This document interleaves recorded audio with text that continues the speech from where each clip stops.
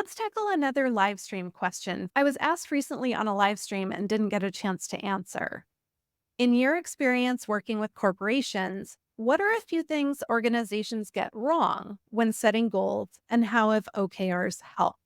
There are a couple big things that came to mind right away. So I'll kind of work through these in chunks, I hope, to make it manageable. One is not recognizing the importance of distinguishing coherently between stretch and mandatory goals. That's Stretch goals are the ones where we're setting big, bold, aspirational goals in uncertain territory. They push us, they challenge us, they maximize the time we spend in flow state, and they extend the time that people spend in goal pursuit, according to motivation science research.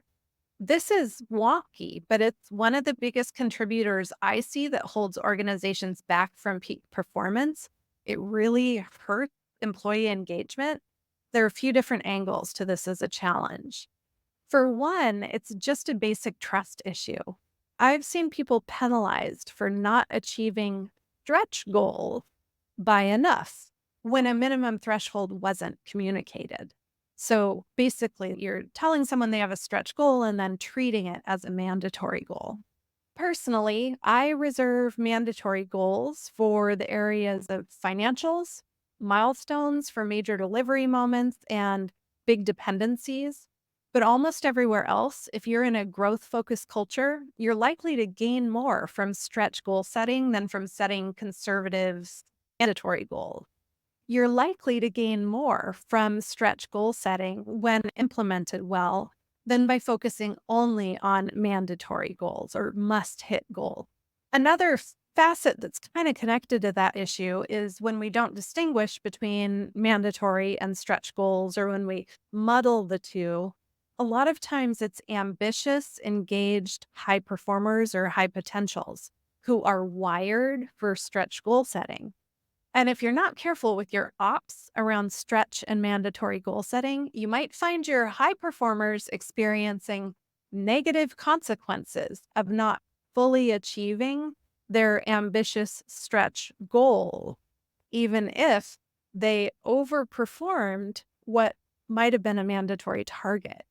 While mediocre performers who achieve 100% of their safely set goals might be maximizing their reward. It leaves performance on the table and incentive behavior that doesn't help high performance. Goal setting and its relationship with recognition and rewards, both collectively and individually, deserves more care and attention than it gets in most organizations. And implementing objectives and key results, especially the model I work with, No-BS OKRs, solves for those gaps really elegantly. Another pitfall I see often: organizations tend to focus their goal setting in three categories. The first is their major financial metrics. The second is what needs to get done, their activity. And then the third, sometimes on their most important remote major outcomes. But very few organizations are skilled at identifying progress or process goals or leading indicator goals so that they know whether they're on or off track with data with certainty that's greater than just a subjective opinion-based estimate. And when the only numerical goals a business communicates are financial, which happens a remarkable amount of the time, that gives sales and the executive team and maybe marketing some clarity about what's expected. But few line staff can look at financial goals and glean any information about why and how their work matters, or to inform their work, or how their work connects to those financial goals. Objectively quantifiable metric-based goals should be created all over the organization, its themes, its projects, not only for financial measures.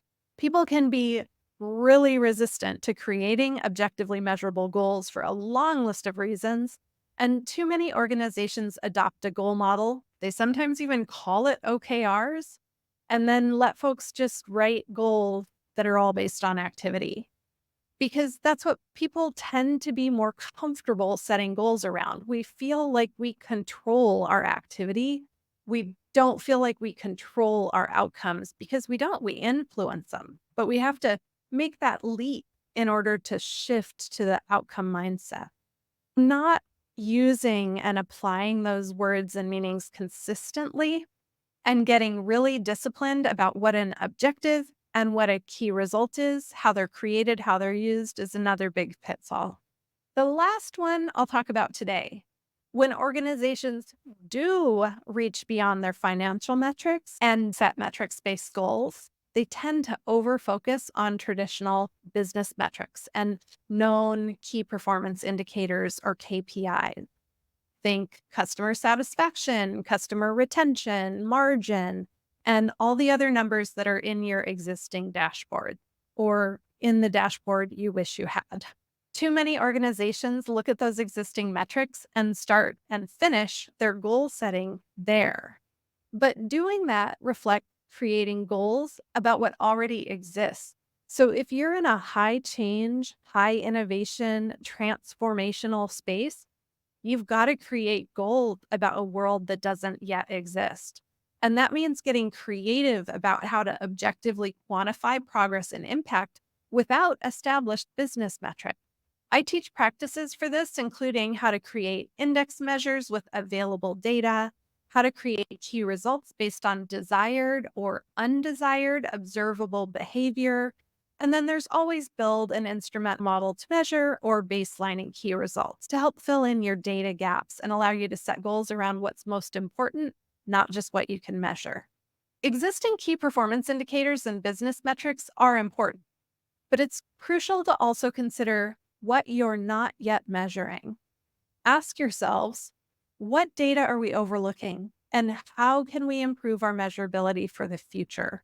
What metric, the absence of which, is hurting our ability to improve? That's the key question. And then you can run some experiments around the answer. Objectives and key results done well, especially the No-BS OKRs that I work with, provide a framework that addresses each of the pitfalls I mentioned above. When done well, OKRs are a series of quick, efficient, simple questions and answers that serve as a shared language to increase focus, clarity, and alignment, and ultimately your performance impact.